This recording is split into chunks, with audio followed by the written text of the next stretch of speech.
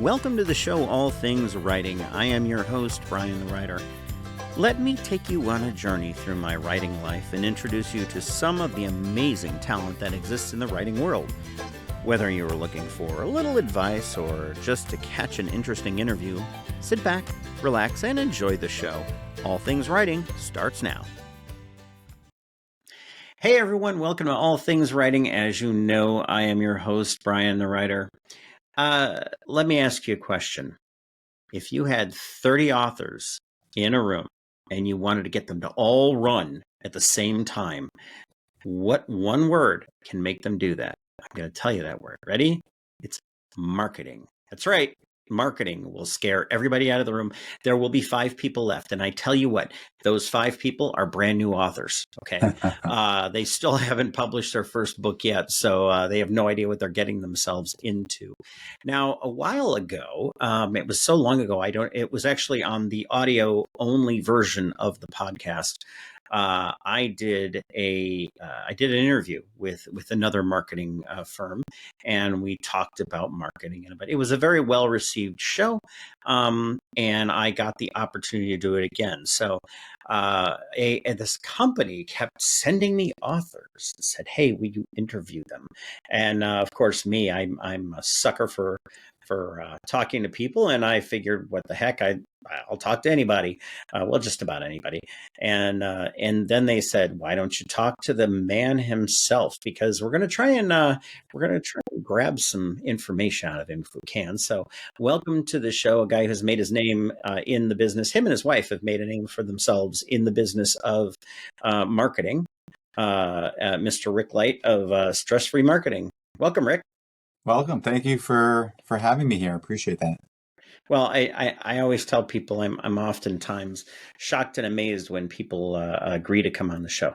It's like, you want to talk to me? Oh, geez, that's very flattering. I don't know why. I don't know why people talk to me, but they do, and I appreciate that. So now, was my characterization of how authors see the word marketing accurate? It could be. I think that a lot of authors know that marketing is important, necessary for a book project, but they might be scared of how to go about marketing a book. I don't know if they would actually run, as you characterize them, but certainly something. I've seen them run. I've seen them run. It's certainly something that's very challenging. And I personally enjoy that aspect of the business because it is a challenge. We do the creative work as well, but the biggest focus that we have is helping authors create a platform to be seen and to sell their books. And the success that we've seen from that and other authors is something that continues to motivate us in a changing market. Yeah, I think that's part of, you said something there, changing market, and I want to circle back around to that. But before we go down that road, why don't you tell us a little bit about how you got started in all of this? Yeah, my wife is an author. She has a line of children's books that help kids with stress and anxiety and anger. She's been writing for 25 years or so. I was working in corporate America and was not super happy with what I was doing. So I thought I'd help her launch a new book that she had come out with at the time. And I figured I'd do it for a month and just see what it was like. I fell in love with not only helping her and helping her bring her books to market, but I fell in love with the industry. And I naturally have always been gravitating towards helping people. Even in my corporate jobs, I was training, I was managing people. I found that to be the most fascinating part of what I did. And it felt like it fit perfectly. So I continued helping my wife, and we were fortunate enough to build up her publishing company called Stress Free Kids. And a funny thing happened during our time and the success that we received. We were always approached by authors who wanted to know what we were doing, how we were doing it. I'd hear stories about authors that were taken advantage of by predators out there. And part of the motivation for us starting the marketing agency was just that. And we felt that there was a deep need to make sure that people were secure in what they were doing. They were choosing the right strategies. They were choosing the right order in which they implemented these strategies, and that they were heading in the right direction. I can't be with an author for years and years to make sure there's success and guarantee book sales. Yeah. But we can make sure that an author is visible online, that they're talking to their target audience, that they're working on the right strategies, that they have validation for their work and their writing, and also become a source for authors if they have questions. We know there's a ton of info out there. We know there's a lot of people out there offering to help. And in some cases, constantly calling people and emailing people to no end, to help them. And we wanted to establish ourselves as a company that was a safe space for authors to go to if they had questions and needs. So even if I can't help somebody, and I can't help everybody, we try to help everybody. By having a resource on our website where people can go in and get questions answered, by taking calls from people who have questions, and by aligning ourselves with leaders out there. For instance, we're on the Ingram Spark website under marketing professionals. It's something that Ingram did to make sure that their authors were being protected, but it also allows us to touch more authors. Yeah, I'm always fascinated with something you kind of alluded to a little bit earlier, was this kind of idea of change. We're going through constant changes. And I think, I look back to when I started writing in 2013, and it seems like we've gone through multiple changes. The industry has seen just this weirdness that came with indie publishing, and the publishing industry changing almost on a daily basis.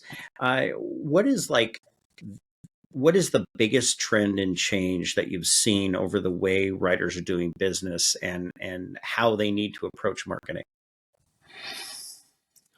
I think that it's part of it could be just the sheer volume of people publishing books these days. So there's still a large percentage of writers that are, I don't want to say doing it the right way, but doing it. They're publishing with professionally edited books, with professional covers, interior design, beta readers, getting their work out there. There's still a lot of people that are publishing their books and then looking for marketing help instead of looking for marketing help while they're still writing or editing, and trying to get some advanced marketing strategies in place when they publish. I think the biggest changes that we've probably seen have been technology. A lot more opportunities, whether they're legit or not legit, to get your books reviewed, get your books submitted for awards, ebook promotions, using social media and trying to get the latest trends to get the most followers out there. Those are probably some of the biggest changes, but I still feel like the fundamental publishing, even if it's self-publishing of a book and marketing of a book, still stays in parallel with the way things have been done for as long as I could remember, 20 plus years.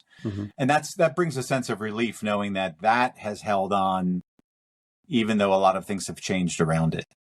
Yeah. One of the things I advise authors is, I say, if you're going to spend money on editing. Editing is important, because if you turn out garbage, you're not going to build a following that way. Yeah. Or you'll build a following of people who desperately just want to see what kind of garbage you're putting out next. There's some of that too. When One point I wanted to follow yeah. up with that is you need to almost have everything in line. You need to Hmm. have a professionally edited book. You Hmm. need to have a great cover. You need to have great interior. And Hmm. assuming that the writing is good, if not very good, those components all have to be together, because you could have a well edited book that has a not so exciting cover that's not going to sell. Yeah. You could have a well edited book that has a great interior formatting, but the cover, so it really needs to be all of that. But I agree 100% that if somebody doesn't have a professionally edited book, I have a problem representing them. But you're right to your Yeah. point. Yeah. I know that I actually had one book that came out, and the cover itself was just it wasn't that good. And I actually liked the cover, but it just wasn't connecting with people. Right. And I went and switched the cover, and it sold much better. Yeah. So it's fascinating to see how that works out. Yeah. What do you think? And you probably get this question all the time. What is like the number one thing that authors fail on? Is it the whole preparing, putting together a marketing plan? Um, I don't know if there's one thing in particular that authors fail with. I think it's some of it is knowledge.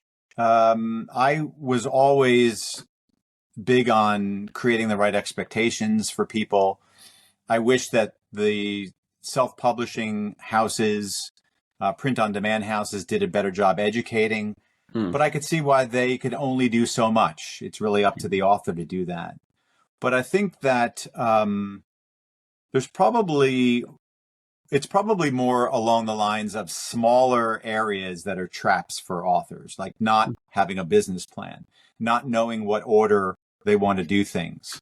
Um, People are coming to me asking about social media advertising when they don't have any reviews on their book and it's been out for a month. So Yeah. there's a certain order and a certain way you want to do things, to validate the writing and validate the book. Hmm. So there's a lot of traps that authors can fall into, and some of that's not necessarily their fault. They're listening to podcasts or reading articles or listening or hearing uh, people talk about certain things and the way they need to do them, and they're every shiny new strategy they follow. Yeah. Yeah. No, that I've seen that, and I've done it myself, to be sure. Uh, you mentioned the traps that people fall into, and I'm just as guilty. Um, are there consistent traps you see over time? And well, actually, better question. Better question. Let's say you have fallen into this trap, as I have. You've written a book. It's a perfectly good book. I have one book I sell extremely well at shows. I mean, it's the one I'm constantly reordering, but I don't sell e-copies. And that is a big hole for me. Is my ebooks just don't move, but they've been out for a while. Is there a way to resurrect that situation? So your ebook of a physical book doesn't Yeah, sell as well as the physical one does in face-to-face situations. correct. You have a paperback or Yeah, physical. Okay. yeah. And when I'm Um, talking to people explaining the book, it does extremely well. It's just the ebooks, getting those ebooks cross that threshold, that's hard. And I don't know what I'm doing wrong. yeah. Well, you might not be doing anything wrong. Is your audience at a certain demographic, a certain age level? Well, I would say for the most part, I write mystery, horror, and science fiction, Okay. very dialogue driven types of stories, novels. But horror is my mainstay. Okay. And it's getting those ebooks to move. That is the difficult part. Yeah. I mean, my first question was really looking at a target audience? Is your audience more likely to buy a physical book versus a digital one? That could be something that could be the case, but maybe in the horror genre, that's not the case. So, um, I'd have to think about that. I don't, online sales and in-person sales are different. When somebody Hmm. sees the author, when somebody could shake the author's hand, um, there's a connection that's made. Yeah. Whereas online sales are very impersonal.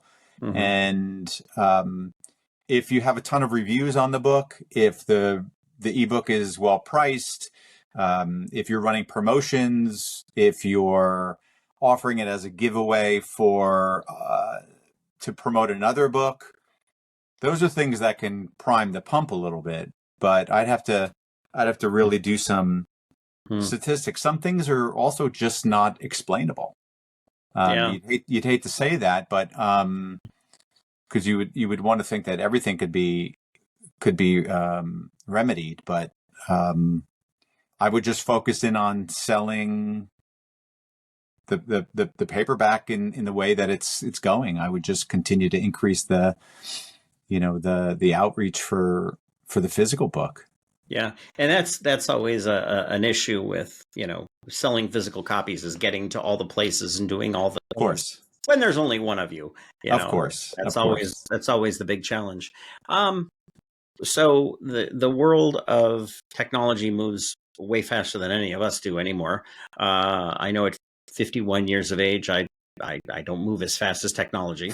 Who knows? Maybe technology will help me move faster in the future. I don't know. One of the big questions I always have is uh, what is the big technology now? But almost more importantly, what's the big technology in the future for marketing your books?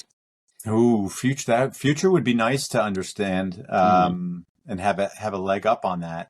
Um, I think social media is probably still a big, either misunderstood or underutilized, or not properly utilized medium. Hmm. Um, it, Let's pick at that a second though, because yeah, that intrigues me. Why do you say it's misused or underutilized? I think people feel that they need to be on social media. They're not quite sure what they need to do, but they set up a platform and then just start doing things, and that could be a variety of things. But there's not really a game in play. There's not really a focus on that. You'll look at a ton of authors platforms, and you'll see a book cover every other post. And there's certain ways to promote as an author on social media, and Hmm. and trying to find a message and trying to get it out there. But I think people um, are just trying to grab at straws and see what works. Um, there are probably less successful authors that promote on social media than more. Okay. And part of that is the industry, part of that is saturation, part of that is trying to get help. I mean, you're talking about time during the day. Well, do you have an extra hour and a half, 2 hours every day to monitor your social accounts? So even if you were trying to pay people for it, trying to find competent people that understand the platforms and the algorithms that have the ability to post and also direct you on engaging is something that eludes a lot of people. I mean, it's eluded me. I think I have a pretty good presence on social platforms, but I don't have the time to Yeah. to to to really put into it, and I haven't been able to find people that are competent, that aren't agencies out there looking for 15 grand a month, that are able to do that. So that's what I mean by eludes people and underutilized. Um, but that alone, you know, opportunities like ebook promotions, which are technology driven, subscription based, those could have an effect. But I know what it's like to receive emails every day. Hmm. And do I want to sign up for another subscription service where I'm getting emails every day? So I think just some of it is just the way we operate as humans and the amount of information that's hitting us at any given time with properly marketing a book. I mean, the things I used to do, I used to call bookstores for my wife's children's books. I used to go to conferences and school counselor conferences and trade shows and be Hmm. out there. And, I felt like the guy in the Old West with the wagon that had all the elixirs that were being sold. But it those things work and they're still available. So I have you can't see it, it's off screen here, but I have two of they're the Husky tool chests on wheels, Okay. and those are my show boxes. Okay. And I basically, that's what I reload and take to shows, and I've got them up with me now because I'm gonna reload them for a show this next weekend. I did a show last weekend. It's always, you're always going to these things, and I Right. think but that's the problem. There's only one of you, so getting it running a little. Is there? So I have seen umpteen million offers. Amazon ads, take our course, blah blah blah. And in your opinion, are there Amazon ads that definitely work? And what is there like an essence to those that seem to work better than not, or Amazon ads. My love-hate relationship with Amazon. that's literally every author out there has said that exact same thing. As a vendor who has sold a significant amount of books and CDs and curriculums through Amazon, they are phenomenal. As Mm-hmm. somebody who needs some batteries for a smoke detector, and I'd like it tomorrow, they're amazing. They're not the easiest of outfits to deal with. But as far as ads are concerned, I don't know, to be honest with you. I've been advertising with Amazon ads for 8 years, 10 years or so at this point. We did very well initially. Mm-hmm. My wife's genre wasn't as popular as it is today. Um, I am not, I'm not having a ton of success, meaning that the authors that I set up with multiple ads that are pulling from keywords or other books that are similar are doing okay. Some of them they're not being seen enough. They don't have enough impressions. Some of them are just out there, but they're not selling. So I'm not sure who's doing well. I would love to connect with people that are doing really well helping authors, or authors that are doing really well, and understand what they're doing. In fact, somebody could probably create a business if they're having success as an author, to help authors. Now, Yeah. again, that's one of many strategies that an author can have. You could set it at $5 a day, Mm-hmm. so you're not having runaway charges. You can work it so that you try to get the best results you can. But um, I would never tell somebody that, this is one of the best strategies you can have, and pay me all this money to help you get on Yeah. Amazon ads. So I mean, what are your go-to strategies? I mean, of course, it's genre dependent, it's person dependent, it's book dependent, but what are some of your overall central themes that you lean toward? Yeah, a lot of my themes are a lot of strategies out there. In other words, it's not one or two strategies that make up a good campaign. It's looking at everything. I mean, we have done for children's books beyond the normal online sales or ads or whatever. We've looked at opportunities for shows. We've looked at contacting schools themselves and being able to get into some school libraries in particular areas and then expanding from that area to greater areas within metro groups. It's having an active social presence, even though that's, if I could put percentages on it, it's 10% here, 10% there, 15% there. And that all those strategies make up 100% of a marketing strategy these days, because it is changing. People that do YouTube videos and author readings, or Sure. they'll create content through and market it through YouTube. If they spent all their time doing that, they'd be missing out on other things. So they're doing Yeah. that 15% of their time. If they're running giveaways and promotions, they're doing that 10 or 15% of their time.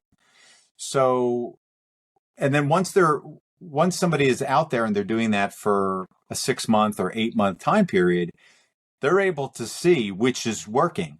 Like you mentioned before with your book, your paperback works really well face to face. Well, you could fight that and try to figure out how to get that online. And there's nothing wrong with figuring out how to get ebook sales. But in the meantime, if you want to sell books, you're going to have to either personally hit these shows or partner with other authors and alternate who does what show. Yeah.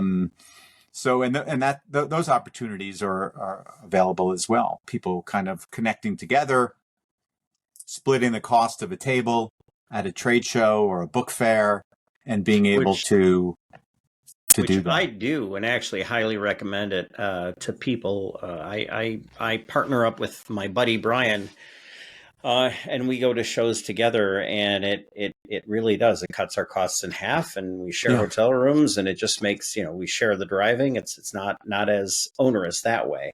Yeah. Because We've even had success getting independent authors into other resellers, into educational resellers and other distributors who would either make arrangements directly or even go through like an Ingram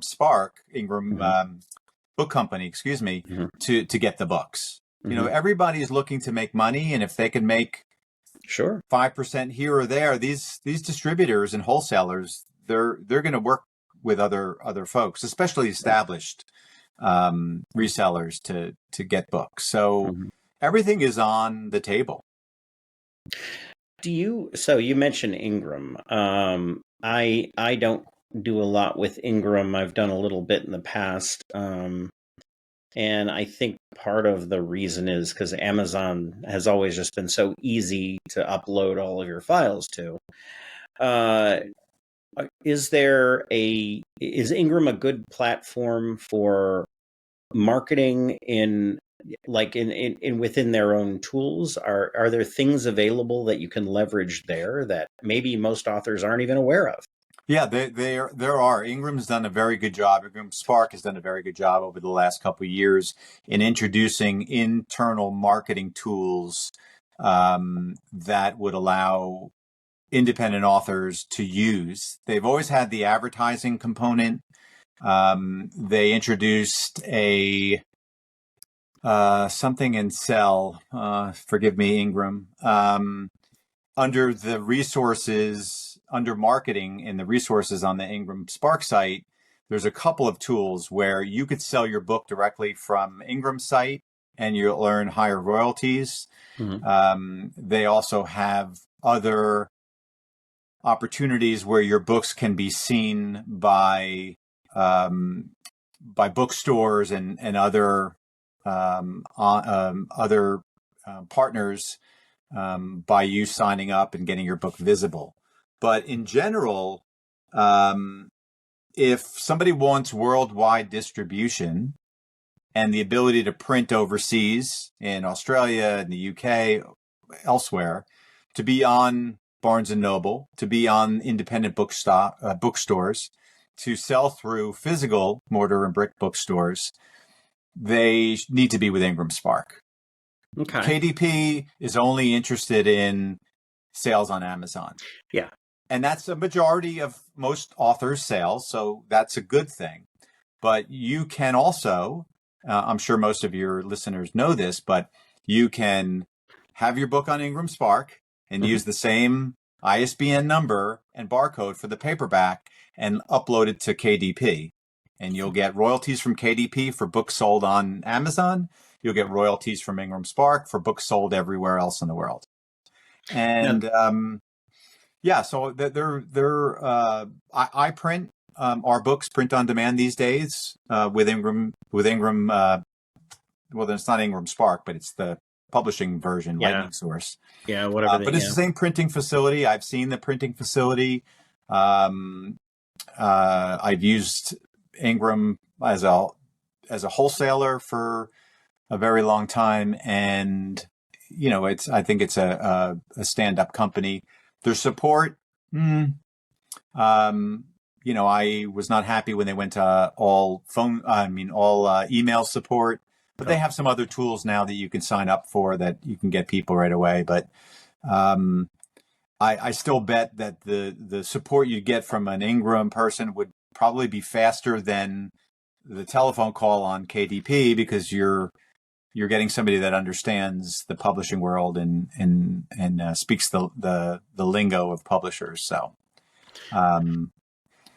it's funny you say that, because I have never had to call Ingram Spark or Ingram, but I already know that what you say is true, because the last time I had to call Amazon, I think I'm actually still on hold somewhere in the world. Yeah, I mean, it's possible. They're both okay. You just have to have patience in dealing with support. Because some of the issues could be resolved quickly. Some of them are tough. Yeah. But you're always better off speaking to somebody if you can, because then at least you can direct the phone call. But if not. Yeah. Okay. So now I'm going to ask an uncomfortable question here. I'm going to ask the tough questions. Yes. If you have somebody in the world who is sitting there watching this video thinking to themselves, why should I get a marketing firm? Why should I reach out to Rick? We have the uniqueness of being a publisher and a marketing agency. So I understand the emotions behind bringing a book to market. I understand how to do that. But I also understand the importance and know how to market and promote a book. That's the easy answer.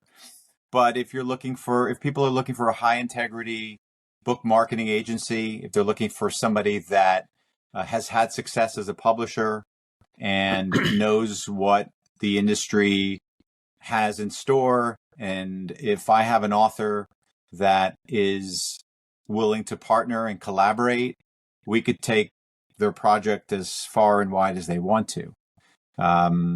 Talking about selling the rights to international publishers, talking about getting into places that they haven't even thought of yet. So we have the knowledge, we have the success, we have the integrity. And again, even if we're not working together, I'll try to help people get on the right path. So we've talked about ebooks, we've talked about physical copies. How does one go about marketing their audiobooks? Good one. By the way, that was not uncomfortable at all. So no, you're going to have to do better than that. I was joking when I said uncomfortable, because I'm pretty sure anybody who is a marketer who would come on a show would kind of expect to get that question. It's okay. Kind of a standard. It's a standard one. The elevator pitch. Okay. Yeah, exactly. Yeah. Hopefully I passed. So whenever I have authors on, I always ask them to, or sometimes I'll ask them to give me their elevator pitch for their books. And it's kind of funny. You can tell the ones that were prepared for the question and the ones that aren't. Right. Because you get the deer in the headlights. What did you just ask me? Okay. Yeah. I think audiobooks are pretty similar strategies than physical books, with some variations. The way the audiobooks are created these days, and the way they're shown in authors' book pages, give a reader, or a listener in that case, several options on the book, whether they want a ebook, a physical book, an audiobook. I think the audiobook market's increasing 15-20% every year. Yeah. And there are some promotional opportunities that people can take advantage of with an audiobook. But I think in driving people to your website or to your online resellers or where audiobooks are being sold is something that you're focused in on anyway. You're doing that for your other books. So there doesn't have to be a completely separate marketing plan for that, but knowing where some of the promotional opportunities are, knowing how to talk about the audiobook, when to offer price, attractive pricing on the audiobook, how to price it, how to market it, giveaways, things like that are something that people can pick up on. I find that probably half of my authors have audiobooks, and we're not doing a ton different than driving people to their online pages. Okay. Would you say, what would you tell me if I asked you, Rick, how often should I be reviewing my marketing plan? I would say after you're implementing strategies. If you're doing something that's new, you want to know what the analytics are on that. If you've had something going on for a while, you'd want to know how that's trending and what the results are. So following up with the strategies that you are working with now is probably a good time to say, all right, is this the best strategy? Let me look at what I was thinking about when I first started this. And maybe I go back and reread the marketing plan and go through that. I will tell you that most of the authors that I'm working with don't have a physical plan. They have a marketing plan, but we know what that's like. It's chasing shiny objects. So, having a marketing plan, or at least a 1 or 2 page idea of what you want to do first or what you should do first is a great idea. I think it's the should you do part that's confusing. Meaning what? What should you do first? Oh, I think, first of all, authors should start to market their books when they're writing the book or having it edited. Mm-hmm. They should prepare the author platform by getting 2 social media platforms with their branded name on it. If they have a website, getting at least a 5-page website set up with their brand on it to start to submit the book to advanced reviews, reader reviews, ARC reviews. If they didn't do that beforehand, they should be doing that beforehand. They should get a street team of people together to help them with the launch, to help them promote the book, to read and write an honest review for the book, to post that review on Goodreads as soon as the book is up and showing, to post it on Barnes & Noble as soon as the book is up and showing, and then to post it on Amazon once the book is published. But being able to do that is very important for any reader to do, because you have to validate the book first. Yeah. So when somebody goes to your book page, they see 25 4- and 5-star reviews, they're going to add the book to their cart. They're not going to be looking, why is this book out for 5 months and there's 2 reviews for it? Yeah. So there is an order to do things.